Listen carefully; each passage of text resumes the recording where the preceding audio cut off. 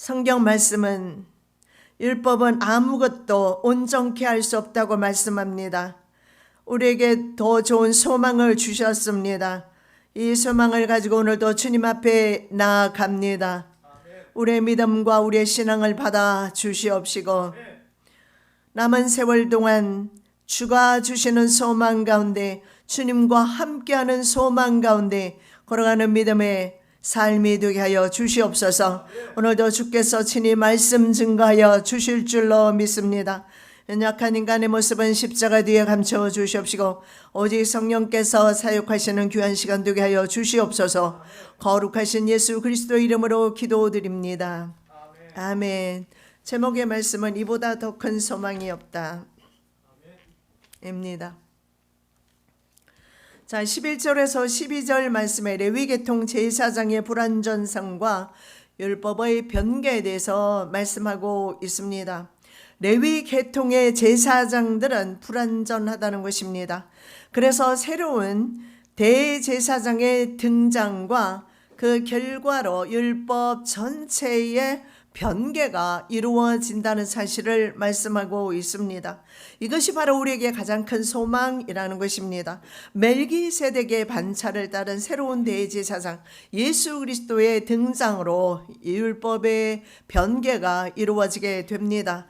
그래서 11절 말씀에 레위계통의 제사 직분으로 온전함을 얻을 수 있었다면 백성이 그 아래서 율법을 받았으니 말입니다. 어찌해서 아론의 반차를 줬지 않고 멜기세덱의 반차를 줬는 별다른 한 제사장을 세울 필요가 있었겠느냐라고 말씀합니다.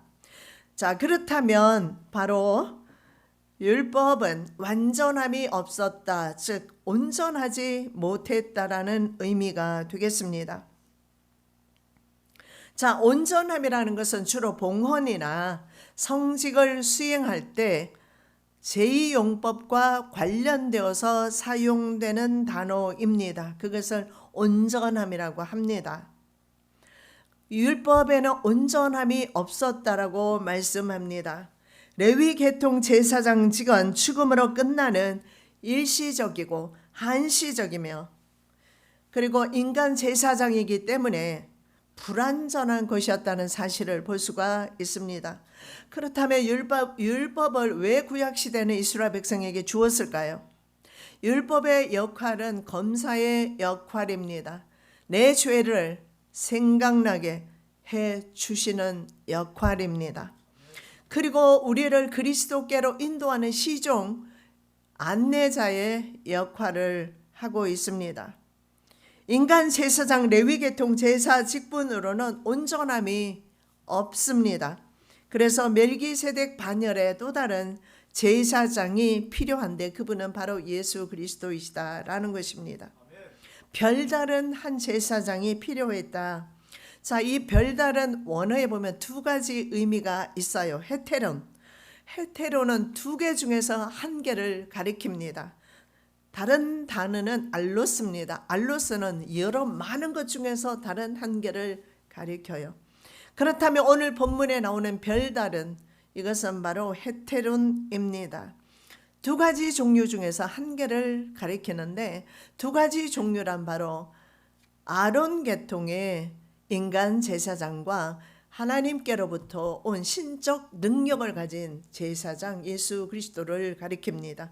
두 종류의 제사장밖에 없다라고 말씀하고 있습니다.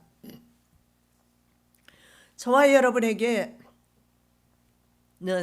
더 이상 인간 제사장의 역할은 필요 없는 것 같습니다. 왜냐하면 이미 대제사장, 바로 신적 능력을 가지신 제사장이 이 땅에 오셨기 때문에 그렇습니다. 자, 사도 바울은 사람의 육체도 하늘에 속한 몸이 있고 땅에 속한 몸이 따로 있다, 이렇게 말씀합니다. 부디 저와 여러분은 하늘에 속한 육체가 되시는 은혜 있으시기 바랍니다. 습관적인 죄를 벗어버리고 율법적인 신앙생활을 벗어버리고 생명 있는 신앙생활 하시는 저와 여러분 되시기 바랍니다. 자, 땅에 속한 몸도 있고 하늘에 속한 몸도 있음과 같이 바로 하늘에 속한 영광이 있고 땅에 속한 사람의 영광이 또한 따로 있다라고 말을 하는데, 저마다 영광이 다르다. 헤테론, 똑같은 단어를 사용하고 있어요. 그래서 세상 사람은 두 가지 종류로 나눕니다. 하늘의 사람과 땅의 사람입니다. 두 가지 종류밖에 없어요. 고린도 15장 40절에 말씀하고 있는 것입니다. 하늘에 속한 사람과 땅에 속한 육체가 따로 있고 영광이 다 다르다라는 것입니다. 그래서 우리는 하늘에 속한 백성으로서 굳이 세상에서 영광을 취하려는 노력을 하지 않으셔도 됩니다.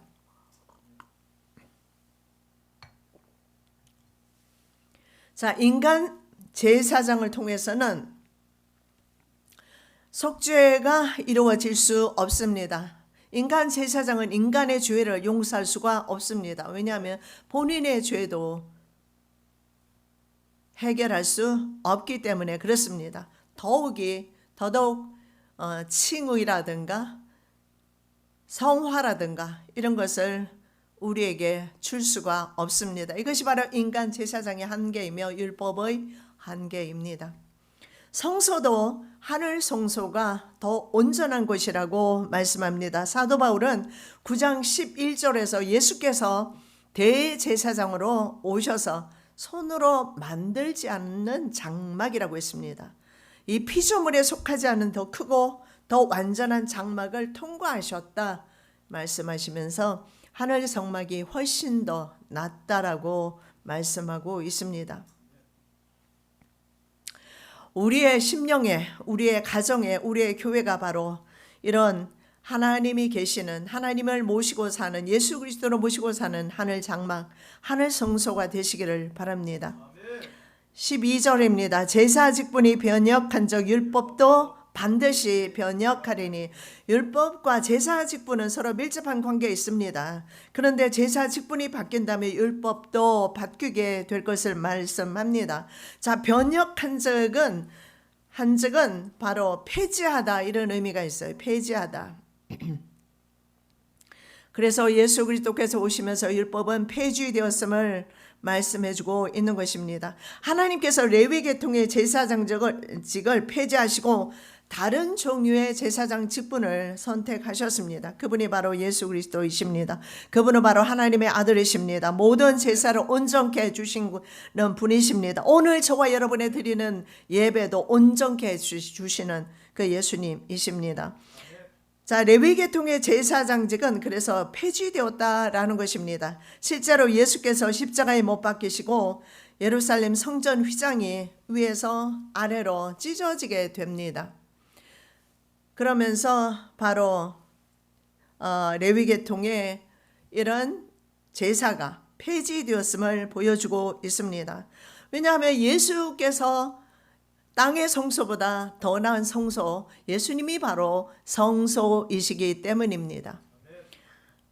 하나님 나라에 가면 성소가 따로 필요 없습니다. 왜냐하면 예수님이 바로 성소이고 저와 여러분이 또한 성소가 되기 때문에 그렇습니다.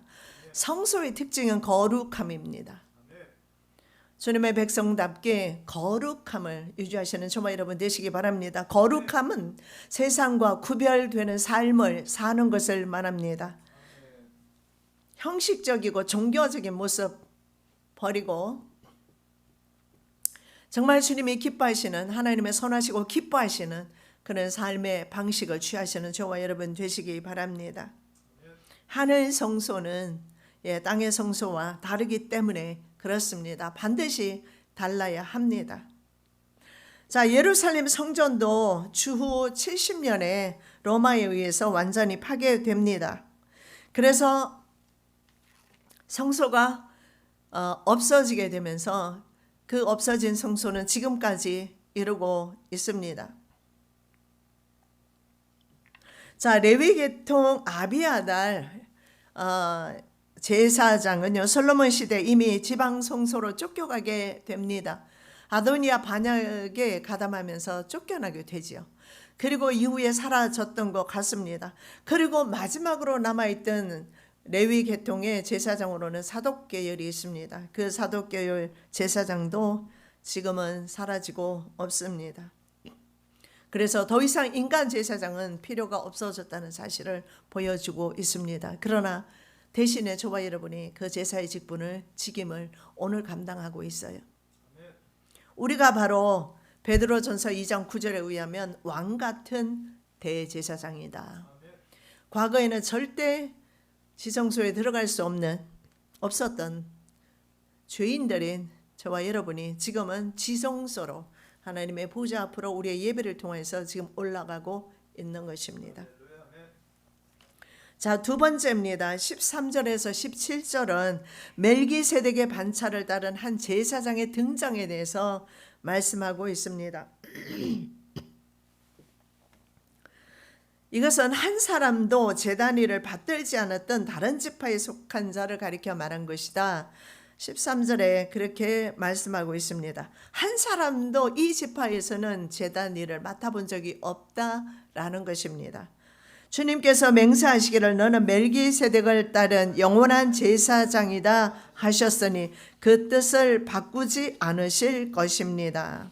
바로 시편의 110편의 말씀을 인용하고 있는 것입니다. 바로 주님은 멜기세덱의 반차를 쫓으신 겁니다. 시작도 없고 끝이 없으신 그 영원한 제사장 살렘 왕 평강의 왕이신 멜기세덱의 반열을 쫓아 제사장의 직분을 감당하셨다. 그렇게 말씀합니다. 제단 일을 받들지 아무도 이 지파에서는 받들 사람이 없었다라고 말씀하고 있습니다. 이 제단은 희생 제물을 태웠던 번제단을 가리킵니다. 이 지파는 한 번도 번제단의 동물을 직접 죽여서 희생 제사를 드리는 실제적인 그런 실무를 감당했던 적이 없습니다. 헌신하지 않았습니다. 왜냐하면 그 일은 레위 지파만이 했기 때문에 그렇습니다. 그러면 이 제사장은 유다 지파 출생이라는 사실을 알 수가 있습니다. 자, 14절은 우리 주께서 유다로 쫓아나신 것이 분명하다 말씀하고 있습니다. 자, 유다로 말미암는다. 이 지파에는 모세가 제사장들에 관해서 말한 것이 하나도 없다라고 14절은 그렇게 말씀하고 있습니다. 왜냐하면 우리 주 예수께서는 유다의 후손으로 오셨기 때문입니다. 그들은 왕지파였습니다. 제사장 지파가 아니었어요.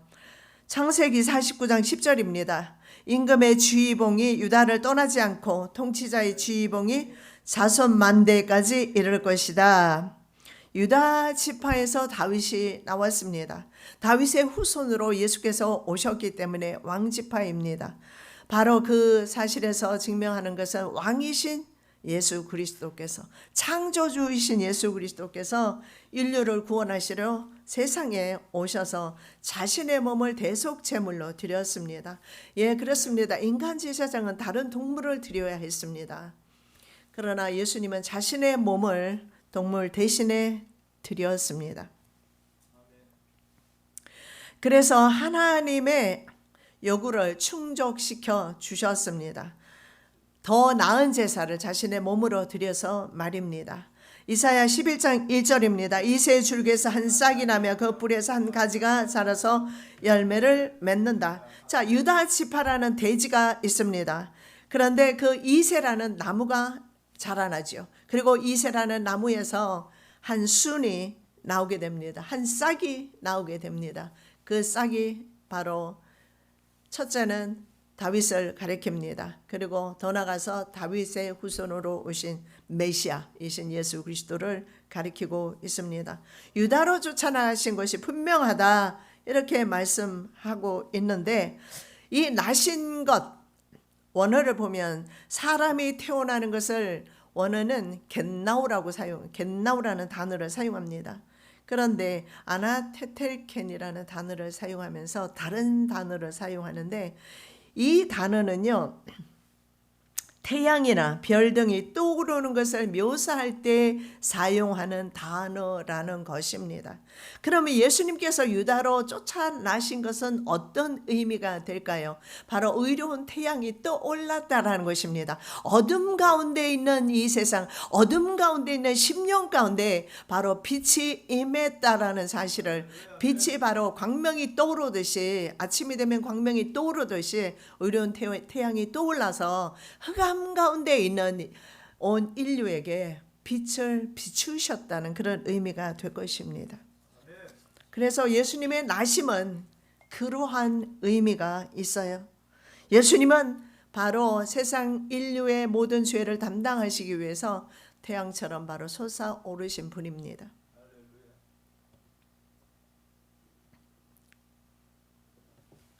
모세가 유다의 제사장직과 관련된 말을 한 적이 없습니다. 완전한 대제사장은 하나님께로부터 직접 왔기 때문에 인간적인 계통은 무시해도 괜찮겠습니다. 율법을 초월해서 오셨기 때문에 그렇습니다. 자, 율법은 제사장직을 레위 지파 사람들로 국한했습니다. 만일에 예수 그리스도께서도 율법 아래 계셨다면 예수님의 제사장 직능은 불법입니다. 그러나 우리 예수님은 율법을 초월하시고 인간의 모든 의식들을 초월하시고 영원 전부터 영원까지 제사장이셨고 대제사장이심으로 대제사장이신 그 모습 그대로 이 땅 위에 오셔서 우리의 죄를 용서해 주셨다는 것입니다. 여러분, 대제사장의 직능은 무엇입니까? 1년 1차례 지성소에 들어가서 백성들의 죄를 위해서 대신 중보하면서 하나님 앞에 제사를 드리는 것입니다. 그런데 이 제사의 직무를 잘 감당하지 못했을 때는 그 죄가 여전히 있지만, 그러나 그 직무를 감당했을 때 백성들의 모든 죄가 용서받았습니다. 그래서 한 대제사장의 직무는 정말 중요한 의미가 있습니다.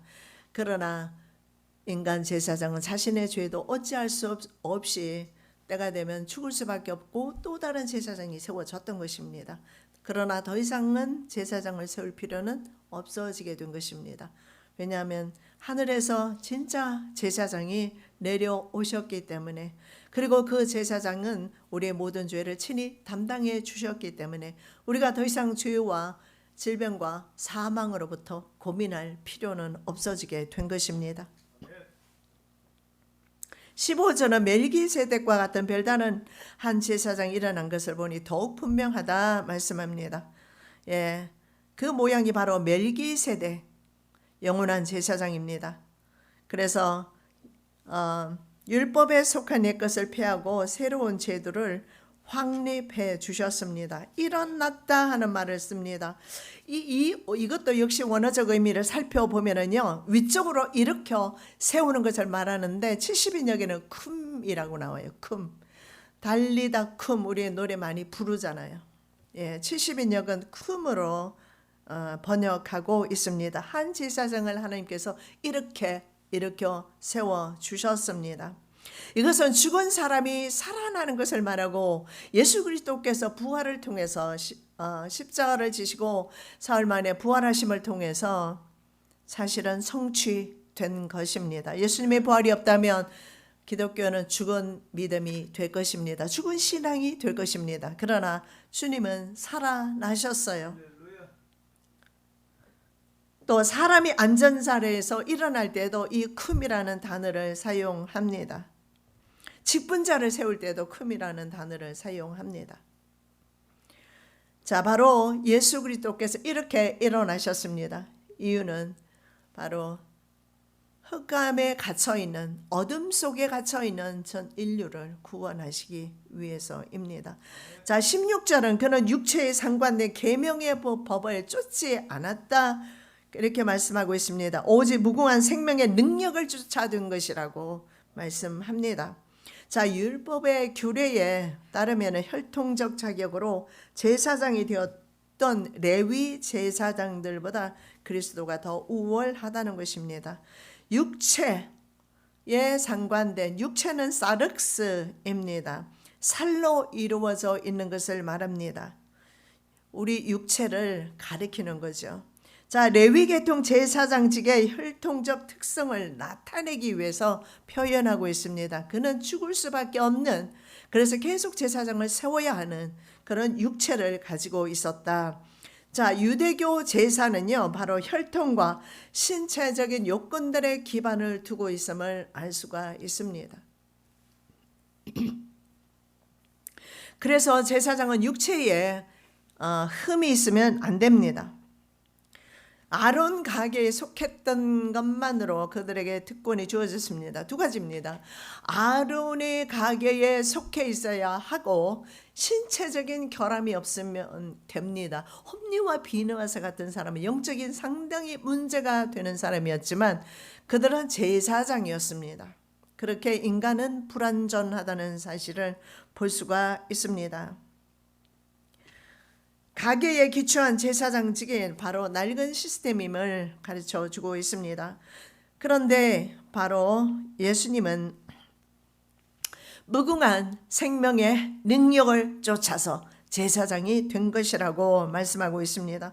불멸의 생명입니다. 바로 예수님의 부활을 상징하는 말씀이겠죠. 파괴되지 않는 불멸의 생명을 가지신 예수 그리스도 말입니다. 하나님의 아들이십니다. 인간 제사장과 다른 예수 그리스도의 신적인 그런 능력을 반영하고 있습니다. 자, 17절입니다. 증거하기를 너희가 영원히 멜기세덱에게 반차를 줬는 제사장이라 하였도다. 자, 증거하다. 지금도 현재까지 증거되고 있습니다. 여전히 오늘 이 시간에도 증거하고 있는 것이 바로 우리에게는 인간 제사장이 아니고 바로 살아계신 예수 그리스도가 우리의 죄를 중보하고 계시며 속죄해 주셨다라는 사실입니다. 아니면 우리도 어떨까요? 지금 회복된 이스라엘 국가에서는 제3성전을 지으려 합니다. 그리고 3성전을 짓고 그곳에서 동물 제사를 드리려 합니다. 더 이상 필요 없음에도 불구하고 말입니다. 만일에 이것이 유효하다면 우리도 예배를 오늘부터 금지하고 그만두고 우리는 동물을 잡아서 그 피로서 제사를 드려야 할 것입니다. 왜냐하면 동물 제사를만 받는다면 말입니다. 그러나 더 이상 동물은 필요 없다라고 말씀합니다. 왜냐하면 왕이신 하나님 예수 그리스도께서 직접 이 땅 위에 오셔서 희생 제물이 되어 주셨기 때문에 더 이상은 필요가 없는 것입니다. 그래서 이것이 바로 우리에게 진짜 소망이라고 말씀해 주고 있습니다. 18절에서 19절은 새 제사장으로 인한 새 소망에 대해서 말씀해 주고 있습니다. 자, 새로운 제사장을 우리는 이제 섬기고 있습니다. 그분 제사장의 중보 기도와 중보로 인해서 우리는 오늘도 우리의 예배가 하나님 앞에 상달되고 있습니다.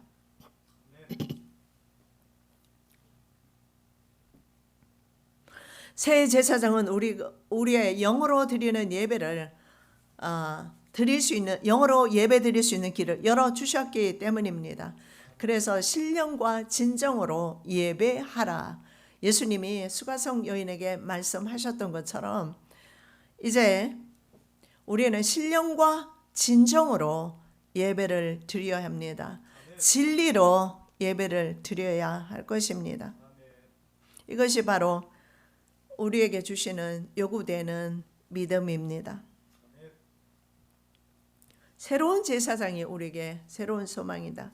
18절의 말씀에 보면요, 전에 계명은 연약했다. 그리고 무익하다. 그래서 폐했다라고 말씀합니다. 율법은 성도로 하여금 하나님께 온전히 나가지 못하게 하였으므로 폐지되었다. 전액 계명은 먼저 간 계명 모세 율법을 가르치고 있습니다. 폐한다라는 것은 폐지하다, 무효화시키다라는 의미입니다.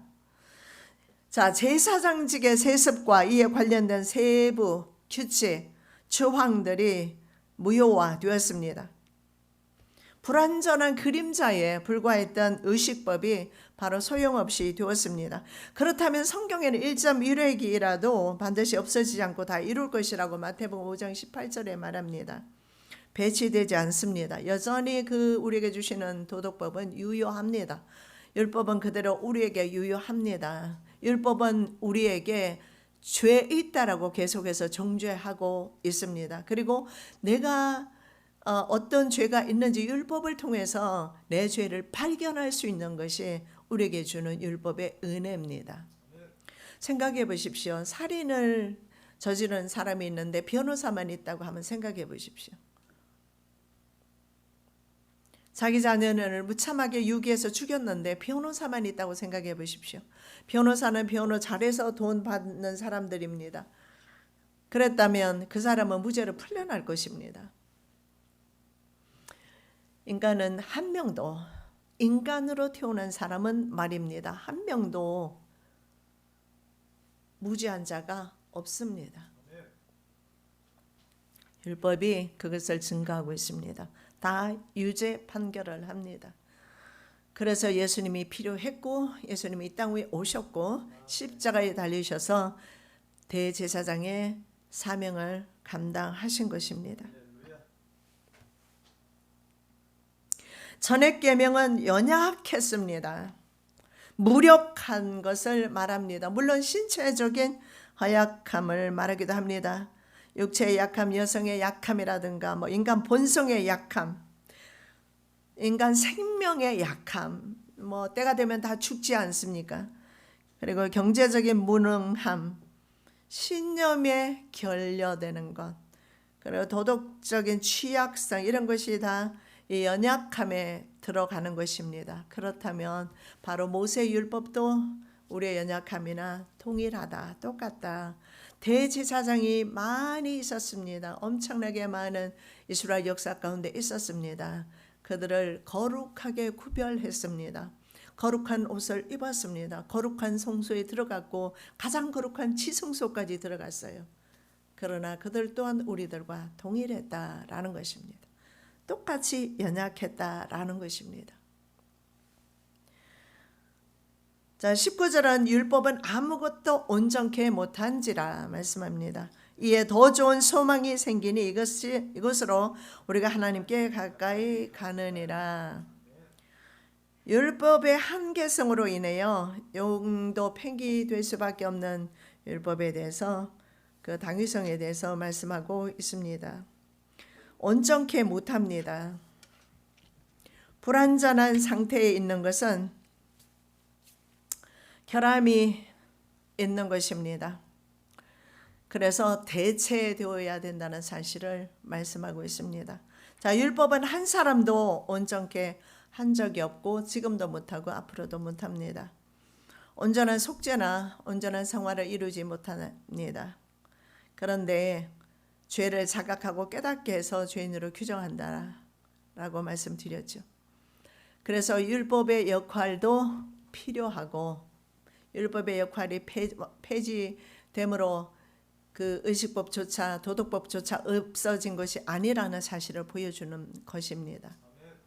여전히 도덕법으로 우리에게 있어서 우리의 죄를 정죄하면서 예수 그리스도가 필요하다는 사실, 예수 그리스도 없이는 살아갈 수 없다는 사실을 오늘 말씀해주고 있습니다.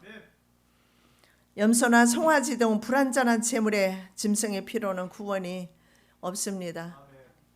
지금 유대인들처럼 그렇게 우리는 제사 드리지 않아도 됩니다. 왜냐하면 우리에게는 바로 예수 그리스도의 보혈이 있기 때문에 그렇습니다. 예수 그리스도를 통해서 우리는 주님께로 나갈 수 있습니다. 그래서 이에 더 좋은 소망이 생겼다라고 말씀합니다.